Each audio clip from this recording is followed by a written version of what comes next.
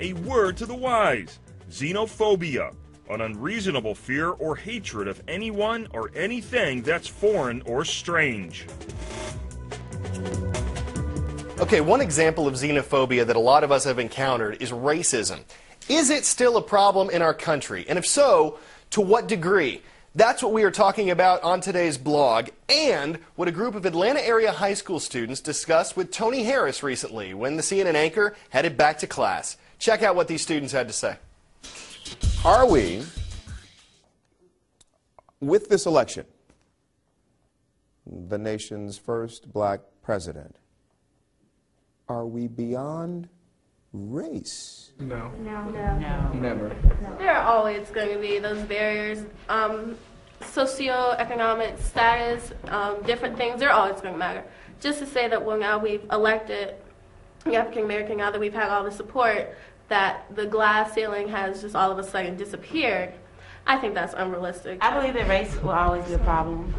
And that as time changed, our format for being harsh towards different racial groups has changed. I think it's always going to be in the back of everybody's mind because, I mean, for some people it's second nature. It's what they were taught when they were little, like for grandparents and great-grandparents. They can't help it. I'm not gonna teach my kids that, you know, about racism and all that. I'm going to teach them everybody's all good. So, I mean, as you go through the ages, eventually as you get through, like, as you get down into my grandkids and great-grandkids and stuff, eventually race is going to become less and less of an issue until it's almost non-existent. That's not true. Well, That's not true. We're going to work As an elementary and middle school student, I went to all black schools. And I didn't really beat white people until the summer before I got to Grady.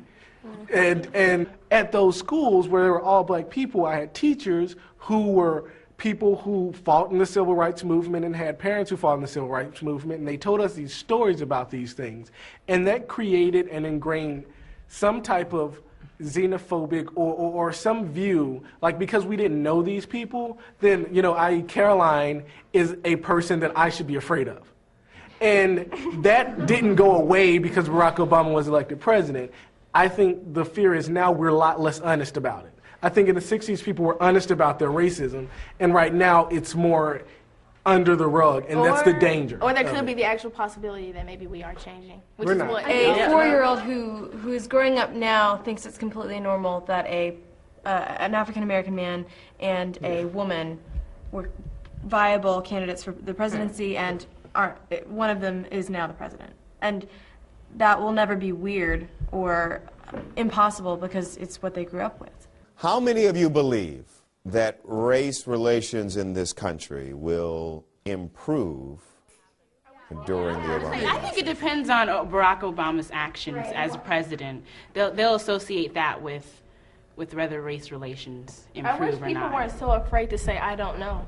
Right. And we don't know. One of my hopes is that like a Barack Obama's election will stop people seeing like black culture and white culture as like opposite cultures, so much as just like a different type of culture. And another thing is Barack Obama, during the whole election, he didn't present himself as the black candidate or as the African American. He just went on as, I'm another candidate, these are my ideas, etc. So I think he himself took that step forward. Though racism does exist in our country and there are tensions between the different races, I think that it's not as big as everybody's making it. Yeah, we just elected an African American to the presidency, but at the same time, we have a country that's in economic turmoil. That's what we should be talking about, and that's what we should be worried about, not whether Caroline and I will hate each other tomorrow.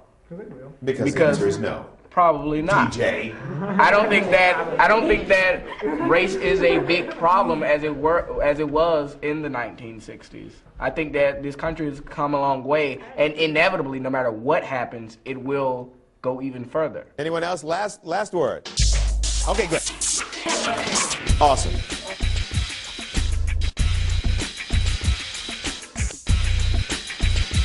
And before we leave you today, we're bringing you a buggy that's built to travel across all terrains in